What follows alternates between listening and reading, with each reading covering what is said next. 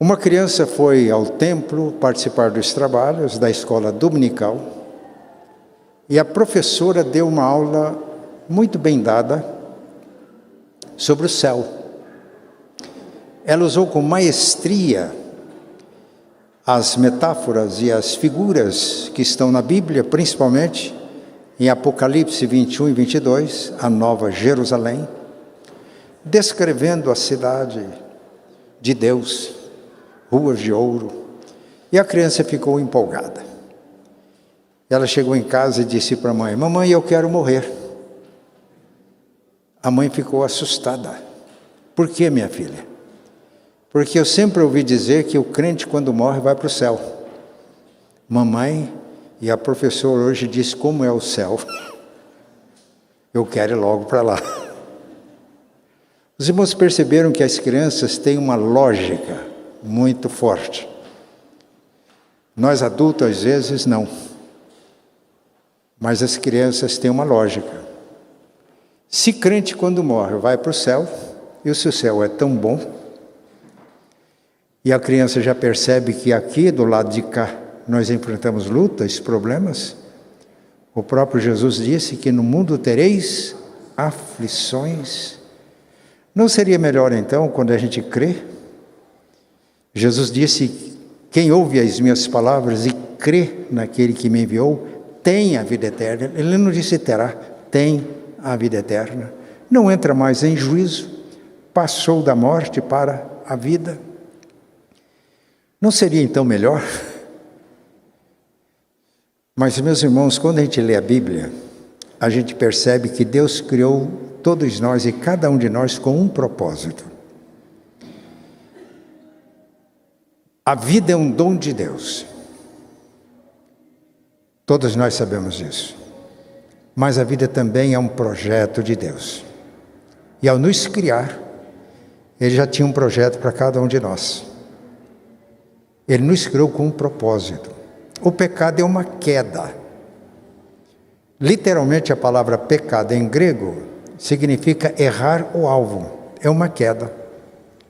A salvação em Cristo nos restaura aquela posição que Deus sempre teve para nós, de nós prosseguindo, servindo-o e alcançando o propósito para o qual Ele nos criou. Então, quando lemos a Bíblia, nós descobrimos que nós não apenas fomos salvos do pecado, da escravidão do pecado, mas nós fomos salvos para. O texto que o presbítero Arthur leu, por ocasião do primeiro cântico, nos diz que nós somos salvos pela graça, mediante a fé. Isso é um dom de Deus, é um presente de Deus. Não vem das obras que nós praticamos para que ninguém fique orgulhoso, mas é um presente de Deus.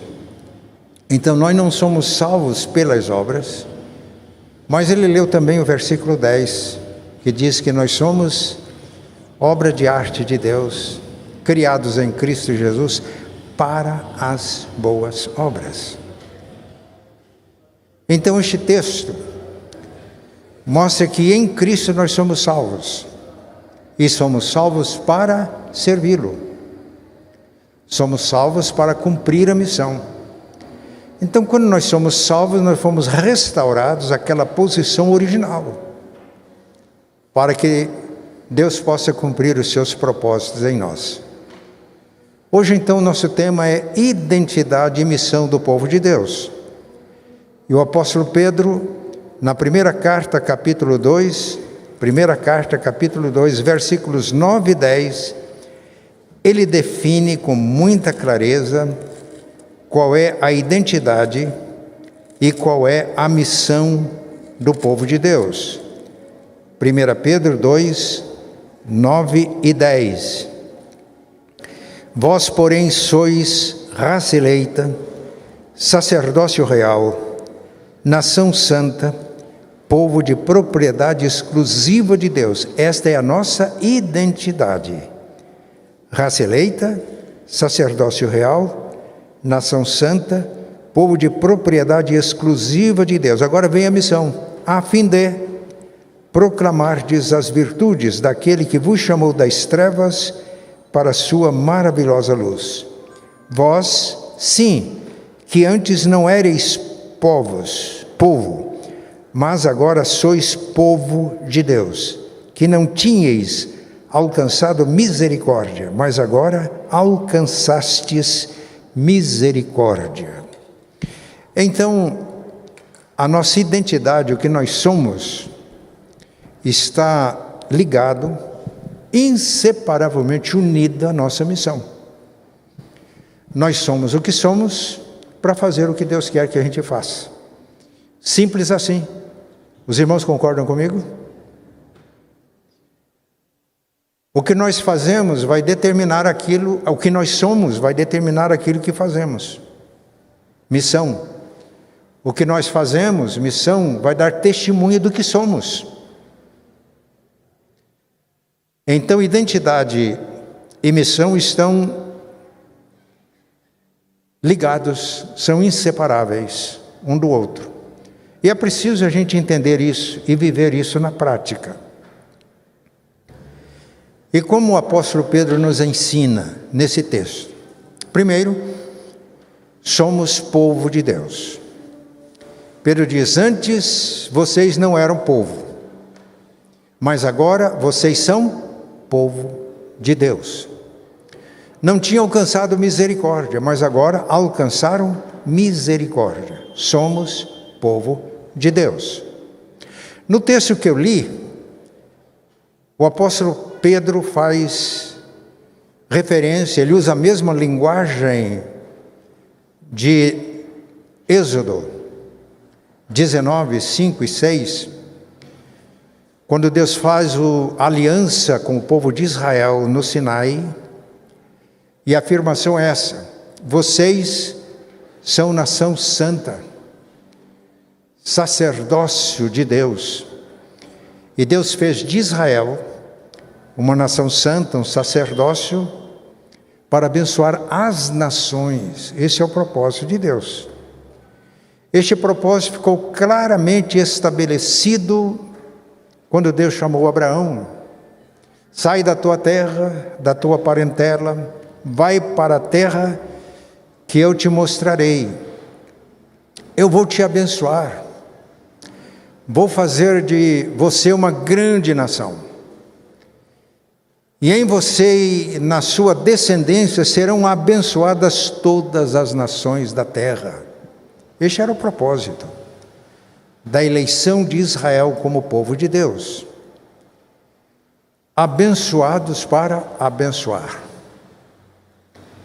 Este é o segredo de uma vida cristã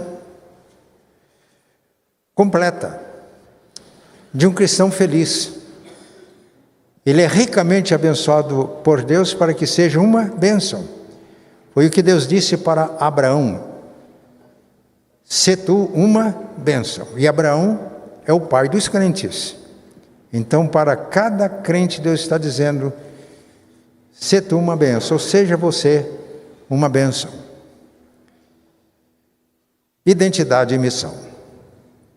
Vamos procurar entender, para a nossa edificação, as verdades que estão nesse texto. Primeiro, é que nós somos povo de Deus. Nós somos o que somos, não isolados. Não como cada um de nós uma ilha. Somos o que somos como povo de Deus.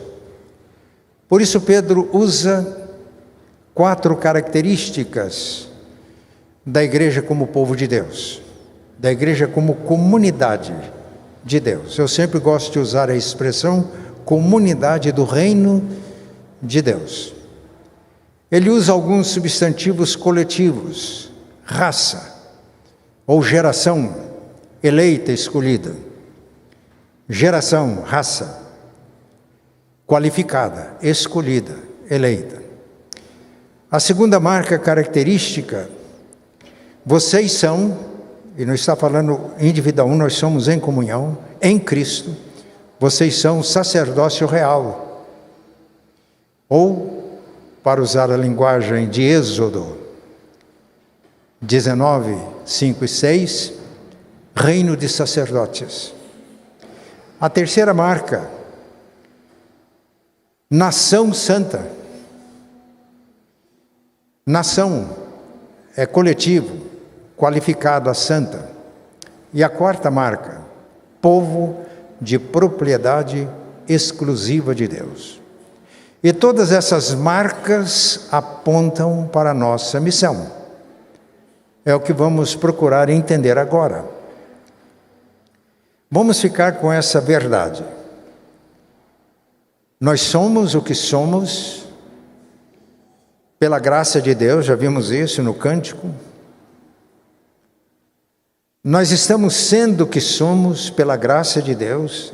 É a segunda afirmação do cântico. Eu fui justificado pela fé. Na minha história de crente, isso já é passado. Mas eu estou sendo santificado. Isso é presente. Serei glorificado. É então a plenitude da salvação, da experiência nossa de salvação. Somos povo de Deus. Nós não somos povo de Deus a parte da comunhão do povo. As figuras bíblicas são muito fortes. Jesus disse que Ele é a videira verdadeira. Nós somos os ramos. Assim como o ramo não pode produzir fruto por si mesmo se não estiver ligado no tronco, nós também não podemos fazer nada se não estivermos em Cristo. E a vida de Cristo fluindo através da nossa vida. Outra figura forte que a Bíblia emprega é a do corpo.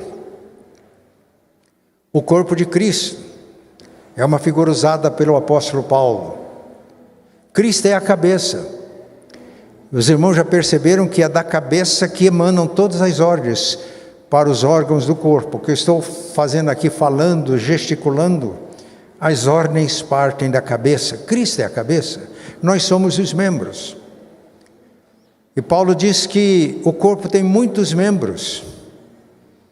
Há uma diversidade de membros, e ele identifica isso com os dons do Espírito Santo. Cada membro tem uma função. Se um membro não exerce a função, ele prejudica todo o corpo. E cada membro exercendo a sua função, todo o corpo é edificado e abençoado. E Paulo deixa claro que um depende do outro. Aqui todo o meu corpo está funcionando. Então é o meu corpo que anda através dos pés. Isso no cântico, os trabalhadores. Somos corpo de Cristo. Hoje Jesus está se movimentando por nosso intermédio. Somos os pés através dos quais hoje Ele anda. Somos a boca através da qual Ele fala. Somos a cabeça através da qual Ele pensa. Somos as mãos através das quais Ele serve. Somos o coração através do qual Ele ama, para usar as figuras. Um depende do outro. Se alguém visse uma cabeça desligada do corpo, andando aí na rua, ia correr, né? Com medo. Um membro não pode estar fora do corpo. Ele tem que estar ali, formando uma unidade com todo o corpo. Nessa diversidade, mais um precisa do outro. Esta é uma lição que nós precisamos de guardar. Eu estava em Londrina e uma menina, uma senhora, foi minha ovelha, ela se considera ainda ovelha, ela me ligou e queria conversar, e nós conversamos, e ela me disse palavras dela: eu estou desigrejada. E conversamos bastante. E depois da conversa ela disse: eu vou voltar. Porque ela chegou à conclusão que ela precisa dos irmãos. E que ela também tem dons dos quais os irmãos também precisam. Somos corpo. Somos o que somos na comunhão com Deus Trino por intermédio de Jesus. A Trindade é a comunidade básica. Nós cremos no Deus que é único. É só um Deus que subsiste em três pessoas iguais em poder e glória. não há hierarquia, não há em cima, embaixo. E Deus nos criou à sua imagem e semelhança, para vivermos todos em comunhão com Deus Trino, e vamos refletir a imagem de Deus quando vivemos em comunhão uns com os outros. Eu devo honrar o meu irmão e honrar o próximo, porque todos, mesmo que a imagem de Deus esteja um tanto quanto deformada, mas todos carregam a imagem de Deus. Daí a dignidade do ser humano, e nós devemos entender a nossa própria dignidade, a dignidade dos nossos irmãos, do próximo, porque Deus nos criou à sua imagem e semelhança. É claro que se nós somos idólatras, nós vamos ver a imagem de uma maneira muito complicada na vida do irmão. Mas se somos crentes e adoramos o Deus único. Eu fui muito tocado por uma passagem de um dos livros de Eugene Peterson. Ele diz que uma pessoa todas as noites ia para a escola para fazer a faculdade de ônibus coletivo. E um dia ele chegou em casa e disse para a esposa: eu tenho admirado as belezas da criação de Deus. E no segundo dia ele disse a mesma coisa. Nessa noite, eu me encantei com as maravilhas da criação divina. Na terceira noite, ela ficou preocupada. Se você não está indo estudar, não? Você está indo para algum lugar contemplar as belezas da natureza? Disse, não. É que eu vou de ônibus e o ônibus vai lotado. E um dia veio muito forte ao meu coração que Deus criou o ser humano à sua imagem e semelhança, e que o homem é a coroa da criação. E Deus me ensinou a olhar para as pessoas e ver a imagem dele nas pessoas. Isso tem impactado a minha vida, ele disse para sua esposa. Os irmãos entenderam o que eu estou dizendo? E nós vamos entender melhor verificando essas 4 marcas da igreja. Vocês são geração eleita ou raça eleita. Irmãos, nós somos eleitos. A nossa vida espiritual não tem origem nas nossas ações, como já vimos nesse culto. Tem origem na graça de Deus. E Paulo, escrevendo aos Efésios, capítulo 1, versículo 4, ele diz que Deus nos escolheu em Cristo antes da fundação do mundo. Eu não vou discorrer aqui sobre a eleição, mas apenas afirmá-la como uma realidade da palavra de Deus. Não é pelos meus méritos, não é pelas boas obras que eu fiz, é pela graça de Deus que eu fui escolhido em Cristo. Notem bem. Então, se há méritos, são os méritos de Cristo. O que Ele fez por mim, nele eu sou eleito. Esta é a realidade. E nós percebemos isso no Antigo Testamento. Deus elegeu Abraão. E através de Abraão formou um povo. Por quê? Porque o povo era bom? Deuteronômio 7 diz que não. Deus diz, eu escolhi Israel não porque fosse um povo grande, não porque fosse o melhor povo da terra, mas eu escolhi Israel porque eu amo Israel. É a graça de Deus. No entanto, a eleição está, como eu já disse no início, indissoluvelmente ligada à missão. Porque ao escolher Abraão, eleger Abraão, Deus foi muito claro. Seja uma bênção. Em você e na tua descendência, o meu propósito é abençoar todas as famílias da terra. Então a eleição de Abraão de Israel, a nossa eleição em Cristo está ligada à nossa missão. Sermos uma bênção. Porque Jesus, antes da sua ascensão, depois da sua ressurreição, ele disse, foi-me dada toda a autoridade no céu e na terra, portanto vão e façam discípulos de todas as nações. Isso é para cada um de nós. Ontem nós tivemos um encontro com os missionários, né? Está aqui o Gabriel, a Udnia, agora o Emanuel vem fazer parte da família. Eu fiquei conhecendo ontem o Israel, a Miriam, reencontrei o Marcelo e a Miriam, a Vera. Foi um momento muito rico. E na época eu disse para eles que a minha visão é que cada igreja local, no nosso caso, foi instruída por Jesus que nós receberíamos o poder do Espírito Santo para sermos testemunhas de Jesus, onde estamos, no nosso entorno, a nossa Jerusalém, o nosso estado, o nosso país e até os confins da terra. E quando o Marcelo Moura compartilhou alguma coisa naquele encontro, ele hoje está dando suporte a missionários no campo. Meus irmãos, essa é a nossa missão. Nós somos eleitos para sermos uma bênção. O perigo é nós nos agarrarmos ao privilégio da eleição e esquecendo da responsabilidade da missão. Eu vou repetir. O perigo é nós nos apegarmos ao privilégio da eleição e esquecermos a nossa responsabilidade da missão. Foi o que aconteceu com Israel.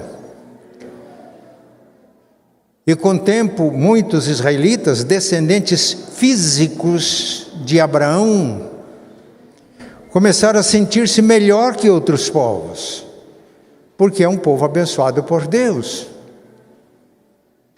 E quando Deus enviou João Batista como precursor de Cristo, João Batista pregou o batismo do arrependimento. Iam ao encontro de João Batista, pecadores, cobradores de impostos, confessavam os seus pecados e eram batizados. De repente, aproximam-se de João Batista escribas e fariseus, descendentes de Abraão, herdeiros das promessas da aliança. E João Batista teve uma expressão diferente para eles do que para os demais. Ele usou uma palavra muito dura. Ele olhou para escribas que eram entendidos das Escrituras, zelosos pela lei, pelas tradições, os fariseus que eram zelosos na prática. Olhou para eles e diz: raça de víboras, quem ensinou vocês a fugir da ira vindoura? Produzam frutos dignos de arrependimento. E não comece a dizer: nós temos por pai Abraão, somos eleitos. E João Batista foi muito claro, ele estava às margens do Rio Jordão, porque eu afirmo para vocês que dessas pedras Deus pode fazer filhos de Abraão. Ele foi incisivo, como disse: agora o machado está posto na raiz da árvore. Toda árvore que não produz bom fruto é cortada e lançada no fogo.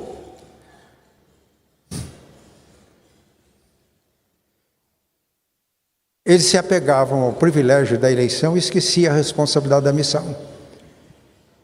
E Jesus conversava com os judeus, João capítulo 8. E a certa altura, eles disseram: nós temos por pai Abraão, é o nosso pai.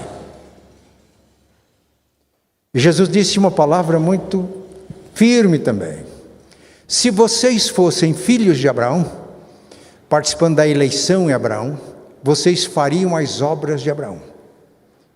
Se vocês têm a identidade de fé que Abraão tinha, vocês teriam as obras de Abraão. E no decorrer da mensagem, Jesus disse: vocês são filhos do diabo. Vocês fazem as obras do diabo. O diabo foi mentiroso, é pai da mentira. Que heresia! Dizendo isso para as pessoas que faziam parte da aliança. Com isso, irmãos, nós precisamos de parar um pouco e analisar se estamos realmente na fé. Porque a fé que não se traduz em obras, em obediência, como Abraão, é uma ilusão. É falsa. Não é real. Por isso Tiago diz na sua carta que a fé se demonstra nas obras, nos frutos. Que Deus nos ajude. A nossa identidade é a nossa missão. Se nós não estamos produzindo os frutos, o fruto do Espírito, nós temos que nos voltar para Deus, pedir misericórdia, né? Senão a gente tem apenas arrogância, prepotência, mas não tem a realidade. Sacerdócio real.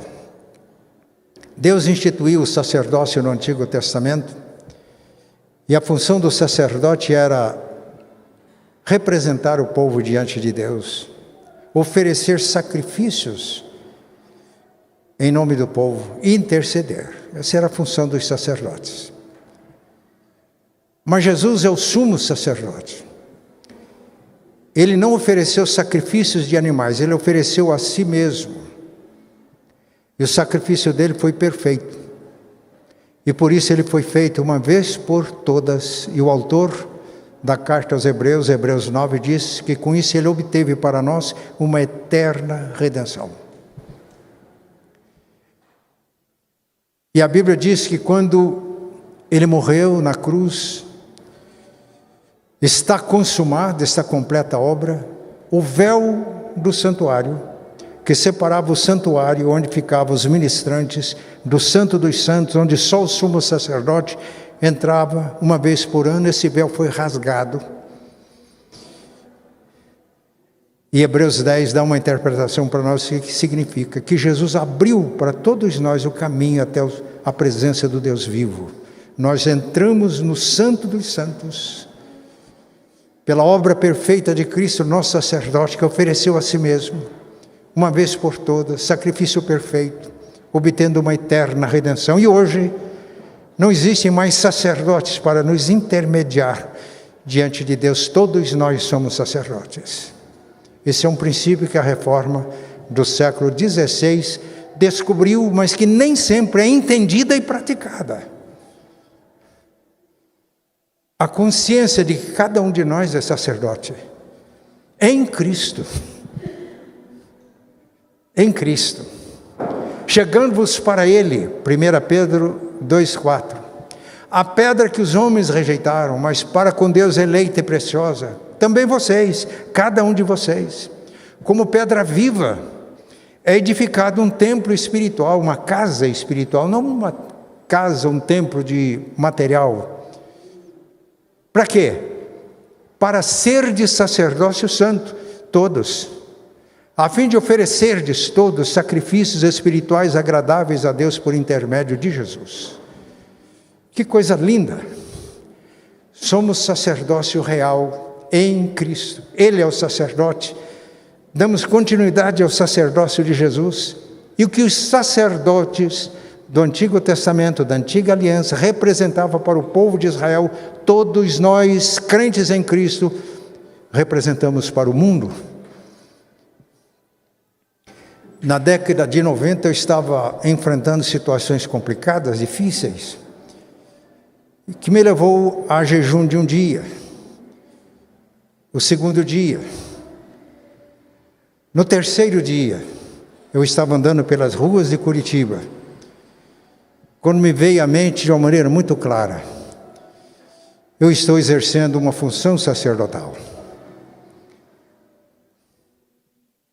Então eu represento as pessoas, eu represento as minhas ovelhas, representam as pessoas pelas quais estou intercedendo, que não obedecem a Cristo. E eu adoro por elas. E andando pela rua, essa ideia veio tão clara, eu dizia: Senhor, eu as represento e estou adorando a Ti. E oferecendo a minha vida, não oferecendo sacrifício, em Cristo, redimido por Cristo, eu oferto a Ti a minha vida para isso. Nisso veio a paz. E aí deu para quebrar o jejum.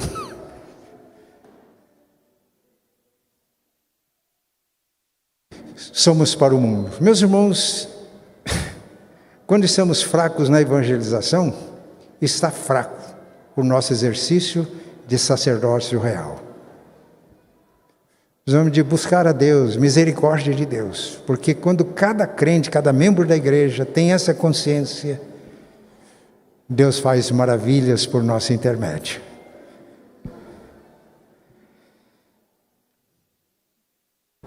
Nação santa. O povo de Deus é santo. A cultura religiosa brasileira dificulta compreender o ensino bíblico de santidade, porque na cosmovisão religiosa brasileira, santo é uma pessoa que pode ser beatificada e colocada no altar e as pessoas ajoelhar de diante e fazer pedidos. Isso não tem nada a ver com a Bíblia. Quando nós cremos em Jesus e passamos a obedecê-lo, nós nos unimos a Ele. E é impossível estar unido a Cristo sem participar da santidade de Cristo. Eu não sou santo em mim mesmo. Eu sou santo na unidade com Cristo, estando em Cristo e Cristo em mim através do Espírito Santo. A santidade é fruto do Espírito. Amor, paz, alegria, bondade, benignidade, mansidão, domínio próprio. Isso é obra de Deus. E eu não alcanço isso pelos meus esforços. Por isso que a Bíblia não diz que é para eu me santificar. A Bíblia me ensina a me render a Cristo. Crer nele, receber o Espírito Santo e permitir que o Espírito opere em minha vida, porque é Ele que vai produzir amor, alegria, paz, bondade, benignidade, mansidão, domínio próprio. Isso é uma vida santa. Ou somos isso, ou não somos povo de Deus. A santidade está ligada à missão. Assim como somos sacerdotes para proclamar as virtudes de Deus, não as nossas virtudes, também somos santos não para proclamar a nossa santidade, mas fazer com que a glória de Jesus brilhe no mundo através da nossa vida.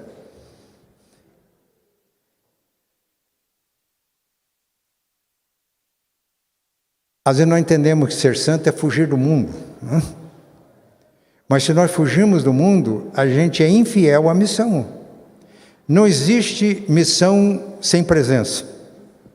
E não existe presença sem identidade. Por quê? Porque se eu não tenho identidade de povo de Deus, eu sou mundo. Eu posso até tentar falar de Jesus, do Evangelho, mas não havendo identidade, não há presença. Não havendo presença, não há missão.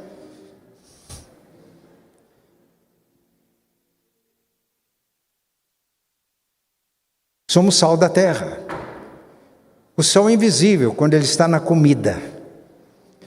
Mas nós percebemos a sua presença pelo sabor que ele dá à comida. E pela qualidade que ele tem de preservar da deterioração, da corrupção. Ele diz, vós sois o sal da terra. É a presença invisível do crente no mundo. Mas ele tem identidade. Porque ao invés dele ser influenciado, ele influencia. Qual que é a marca de um crente santo? Ele não é influenciado pelo mundo, ele influencia as pessoas.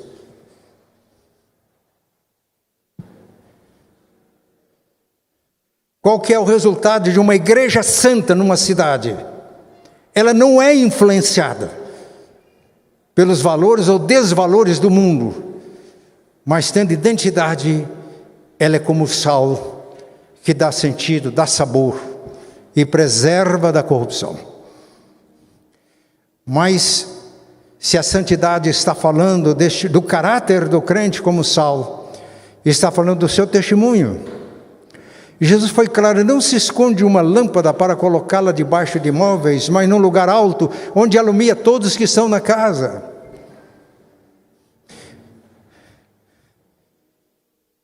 De tal maneira brilhe a vossa luz diante dos homens, para que eles vejam as vossas boas obras e deem glória ao Pai que está nos céus. Davi, que era um homem segundo o coração de Deus, foi severamente punido, disciplinado por Deus, porque quando ele cobiçou e teve relações sexuais com a esposa do seu general, quando ele tentou esconder o que ele tinha feito, e depois ele deu ordens secretas para que o esposo daquela mulher fosse morto, para que não aparecesse o malfeito do rei Davi. Deus mandou o profeta Natã e contou aquela história que a gente já conhece. E quando Davi deu a sentença para ele mesmo, o que vamos fazer com aquele homem que, tendo muitos animais no seu rebanho, quando chegou uma visita, ele tomou o do homem pobre para oferecer para a visita? Davi diz: ele é digno de morte e deve restituir. Natã olhou para ele: você é esse homem. Davi decretou a pena de morte para ele mesmo. Mas Deus disse: Deus te perdoou. No entanto, o que você fez deu motivo para que os gentios blasfemassem contra o meu nome. Você tem que ser disciplinado. Você tentou fazer as coisas escondidas, vai acontecer na tua casa às claras. Adultério e espada na tua casa. Paulo, escrevendo aos Gálatas, diz: de Deus não se zomba. O que o homem semear, isso também ceifará. Quem semeia na carne, da carne colhe corrupção. Quem semeia no Espírito, do Espírito colhe a vida eterna. Abraão se arrependeu, foi perdoado, mas Deus o puniu. Deus tem autoridade para isso. O disciplinou porque Davi precisava de entender que o pecado ofende a Deus, traz problemas sérios, que se Deus não fizesse isso, ele ia cair outra vez. Tem uma afirmação muito comum, que a impunidade favorece o crime. Já ouviram essa afirmação? Eu estou olhando para o presbítero Onésimo, que militou no judiciário há muito tempo. Uma das desgraças do nosso país é que eu entendo isso. Parece que o crime compensa. A gente vê bandidos sendo soltos e usufruindo das benesses dos seus crimes. A justiça humana pode falhar, mas a justiça de Deus não falha. Por isso é que a nossa identidade de santos está ligada com a nossa missão. Se não houver santidade, não há presença, porque é tudo igual, todo mundo. Se não houver presença, não há missão. E não precisamos de ter medo de o mundo nos corromper.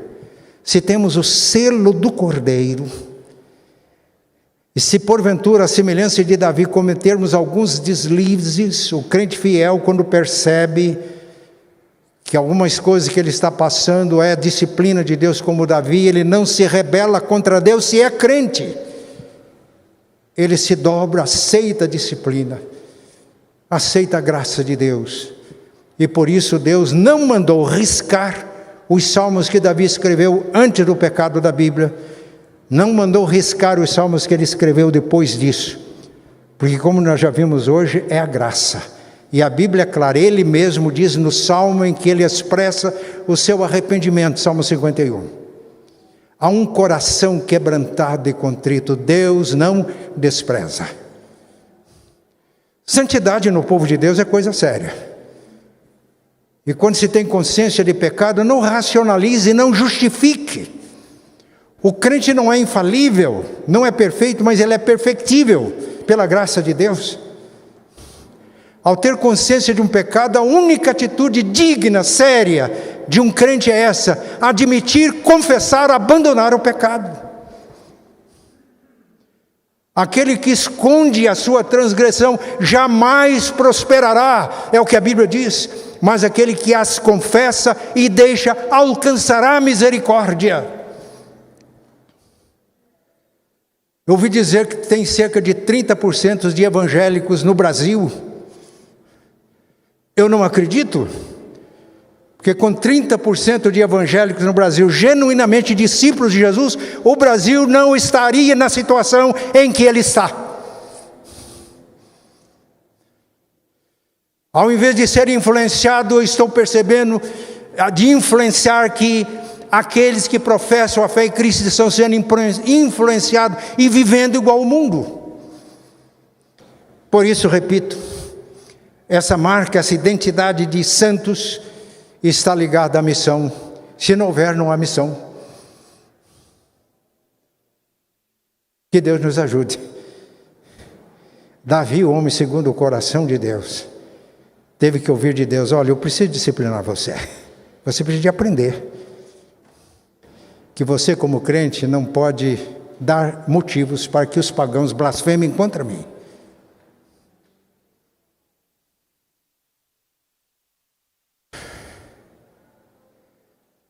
Povo de propriedade exclusiva para cumprir a missão. Consciência de que somos povo. Todos nós estamos sujeitos ao pecado.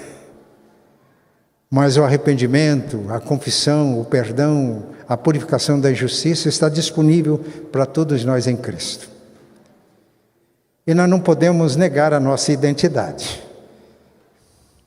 Se somos discípulos de Jesus, eu aprendi com Bonhoeffer, dentre tantas lições, essa. Ele diz no seu livro Discipulado, que ou o discipulado destrói o secreto, isto é, você não pode ser discípulo no secreto apenas, né? Ou o discipulado destrói o secreto, ou o secreto destrói o discipulado. Deus não precisa de espiões dele aqui, ele precisa de testemunhas. Deus não precisa nem de defesa, ele precisa de testemunha.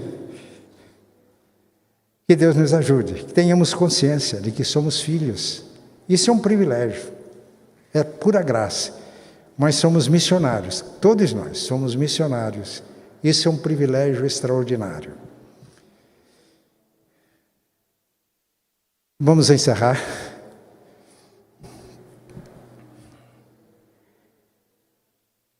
O nosso tema para este ano é crescimento em Cristo.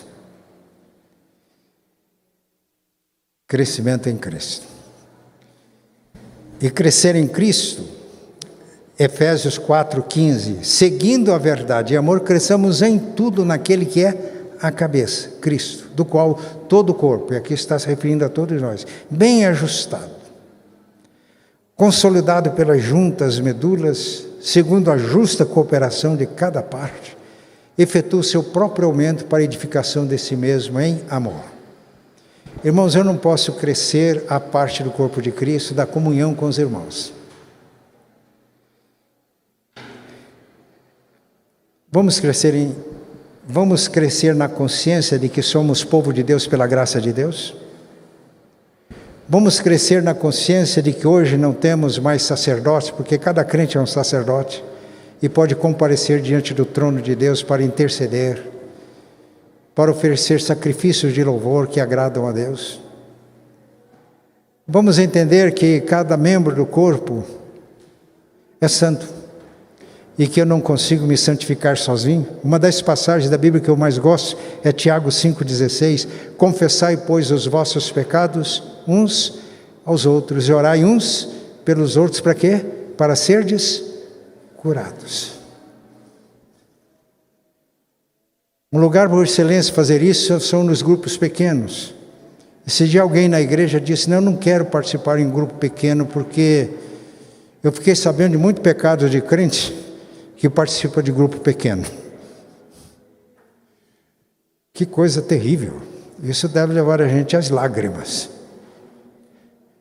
E quando nós estamos numa reunião de comunhão e alguém abre o coração, obedecendo a palavra, ao invés de nós cobri-lo com amor e nos ajudarmos mutuamente a sermos curados e a crescermos, nós vamos falar da fraqueza de irmãos para os outros. Isso não é coisa própria nem de mundanos, muito menos de crente. Diante disso que eu vi, nós vamos expor aqui 10 princípios em pregações futuras sobre como viver em comunhão e como ser uma comunidade terapêutica. Nós precisamos uns dos outros. Precisamos de viver como irmãos. O pastor é um ser humano. Ele tem as suas fraquezas, tem as suas lutas. O pastor precisa de poder chegar ao irmão e confessar as suas fraquezas, os seus problemas, e ser acolhido, ajudado. Precisamos de reconhecer a importância de cada um de nós na nossa vida. Somos povo de Deus, comunidade. Não vivemos isolados, não somos, cada um de nós não é uma ilha.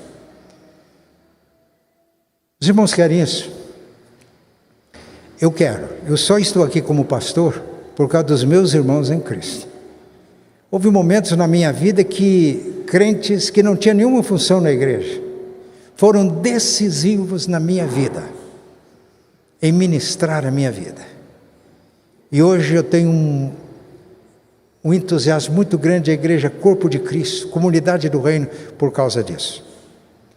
E nós somos essa comunidade do reino. Deus quer que a gente cresça nisso. Os irmãos querem? Eu quero. Os irmãos querem? Então vamos ficar de pé. Eu já convido o presbítero Onésimo para que venha aqui.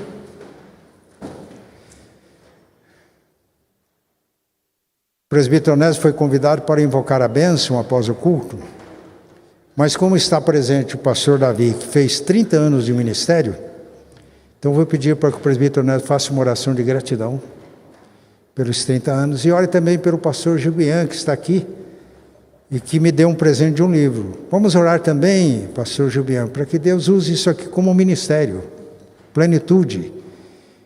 Então nós vamos orar, mas eu convido o pastor Davi para que venha aqui com a gente, e o pastor Gilbian. E antes da bênção que o presbítero Onésimo vai invocar, ele vai orar, agradecendo os 30 anos, orando pelo pastor Gilbian, pelo ministério dele, e que esse livro que saiu agora possa também cumprir uma missão no reino de Deus. Eu sempre tenho dito que na Bíblia, sempre eu vejo no Salmo, vejo em Jesus, ele orava com as mãos levantadas. Já viram isso? E olhando para o céu. Pastor Davi, a gente tem um costume de mandar os crentes baixar a cabeça e fechar os olhos. É ou não é? Isso não está na Bíblia, não precisa de achar que é um dogma. Também não estou dizendo que está errado, tá? Mas quando a gente levanta as mãos e os olhos para o alto, é uma forma de a gente dizer, para isso que a gente ouviu hoje, eu preciso, presbítero Onésimo. Eu preguei com certa ênfase aqui, mas eu sou o primeiro que preciso da graça de Deus para viver isso.